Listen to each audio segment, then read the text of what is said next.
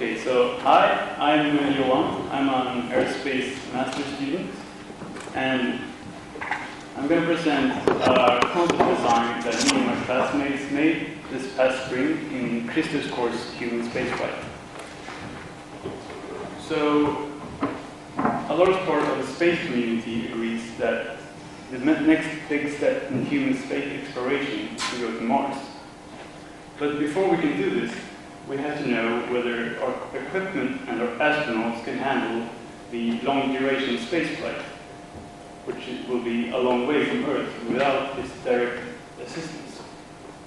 So that is why our concept was a deep space gateway program on and around the Moon.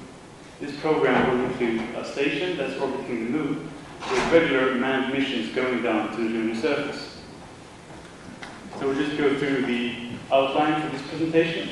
We'll start with the objective of the DSG, which is short for the name, and then go through its mission profile, and then continue looking at the station itself, and then the lunar transport, and then the exploration segment, and then I'll finish with some conclusions.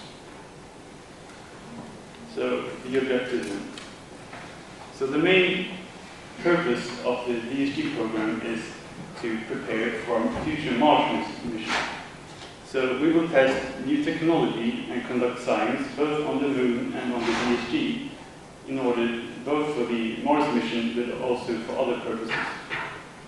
We need to study long-term effects on humans such as radiation exposure and, for example, physical and mental health, which would be they will have this outside of low Earth orbit.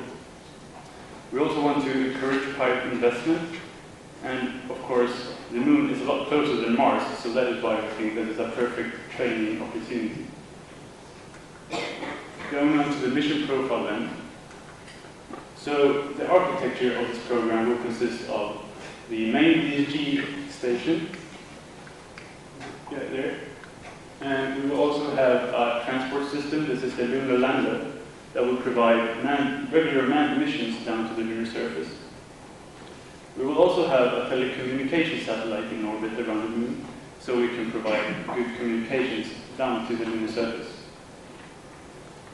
The DSG will be supplied by the Earth directly, and when astronauts leave, they will go directly from the station back to Earth.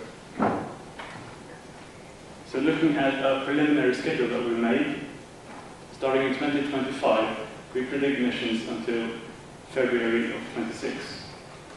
So we've taken into account mission time and some backup weeks for every Moon mission. The station will be crewed by a total of 6 astronauts, where half of them will be changed in 6-month intervals. So if we look at the schedule, the first crew of 6 are divided up into crew 1 and crew 2. And after the first 6 months, crew 2 will be replaced by crew 3. And they will stay there a whole year. And the same for crew 1. After 6 months, after 12 months, they will be replaced by crew number 4. And this is a way to maintain experience about the station for newcomers. So what comes after these first few years that we plan for? We plan for the 5 first years. So we think that the DSG program could assist in permanent lunar bases and also spur commercial activities.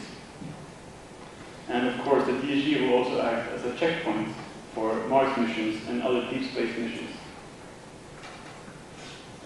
The collaborating parties will be these space agencies. We think that this is a good fit because these agencies have previous experience with the ISS program and or their capability of manned spaceflight. So because these agencies contribute or they represent a lot of different countries around the world, we think that this could hopefully be a peaceful collaboration that could continue into other political areas. And this division will also help spread costs, risks, and task distribution, so to increase the chance of a successful program. And we will also have commercial suppliers of subsystems. We made a cost analysis taking into account the first 5 years of operations and the development of the program and all its infrastructure. The total was $200 billion US, and if we compare this to this image, we see, for example, that the NASA's annual budget for 2015 was $17.5 billion, and the Apollo program was over 40, and we also have that as of 2013, the ISS total cost for the program was $140 billion. So we see that our program is still more expensive than this. Moving on to the station itself then. The objective of the station is, of course, to conduct scientific experiments and to study the long-term effects on humans outside of LEO. It will support moon missions and test on-station technologies for the future Mars mission, and, of course, other purposes. For example, the Sabatier system, which is a CO2 recovery system. I think this is flying on ISS this year, if I'm not wrong. And of course, it will also support future missions to deep space. This is a concept design of the station.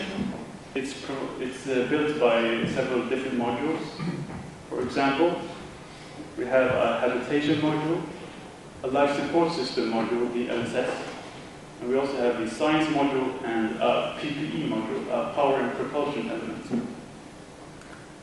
We also have 2 docking modules. This is a kind of a redundancy, so to increase the mission success in case of one of these modules fails. And of course, we have power through the solar panels and radiators to get away from split heat. Its total mass will be about 72 tons, where we can see in the pie chart that the science module will have the largest part, followed by the life support system. The orbit that we've chosen is the L2 South Nearly Rectilinear Halo orbit. It's a long name. We've chosen a L2 orbit, a second Lagrangian orbit, because of its visibility to the far side of the Moon, where we will conduct many manned space missions. And it's also more stable than an L1 orbit. We chose the south one, which is the green one in the image, because it requires less propellant for the return trip to Earth, provided that we splash down in the northern hemisphere. It also has a 9-to-2 resonance, which means that it has 9 revolutions every 2 lunar months. And this provides few Earth eclipses, and it provides short landing time for the lunar lander, and also low fuel consumption. We can go back one image. In the blue orbit, we will station our telecommunication satellite, so we can provide nearly full coverage by this satellite constellation on the lunar surface.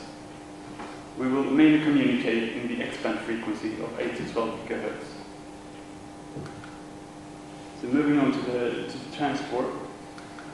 His main mission is, of course, to provide a safe trip down to the moon and back. Here's an artist's impression of the lunar lander. It has a standard airlock, pressure cabin, solar panels, thrusters, landing system, and some storage. Its maximum total mass will be about 24.5 tons. This mass will be when it's at a start of a mission. There. And both its descent phase and ascent phase from and to the station will be when the station is at its closest to the lunar surface at the perihelion. This is a radius of about 3,000 kilometers. And after each mission, the lunar lander refuels and restocks with payload for the next mission.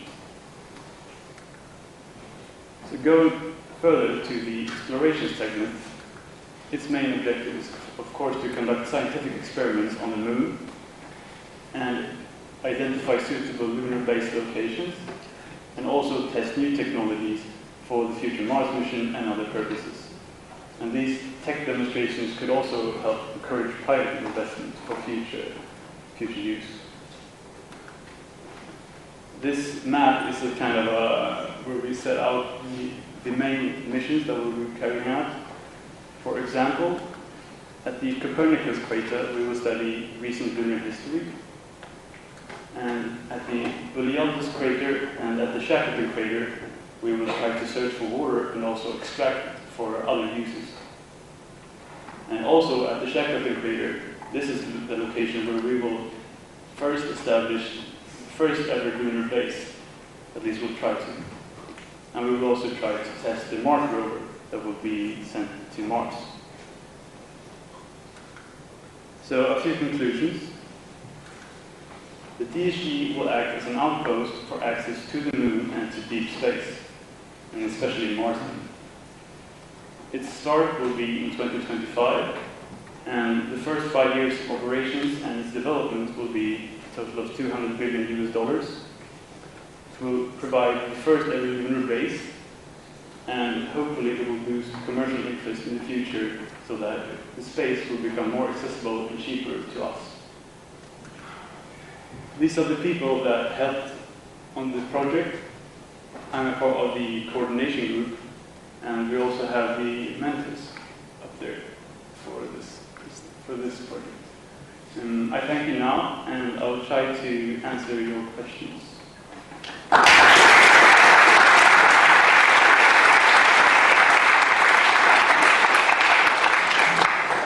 Thank you very much, Johan.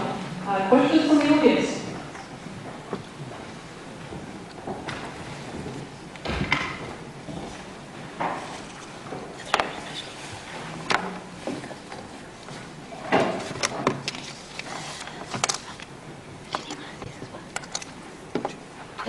Do you think that you can have any sort of fuel production with this?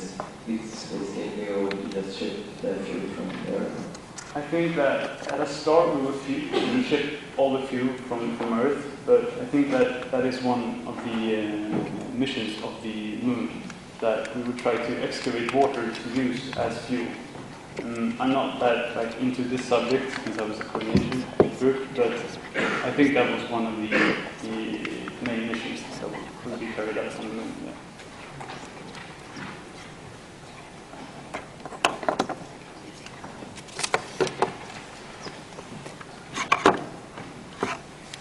Johan, thank you for the engaging presentation. It was pretty interesting.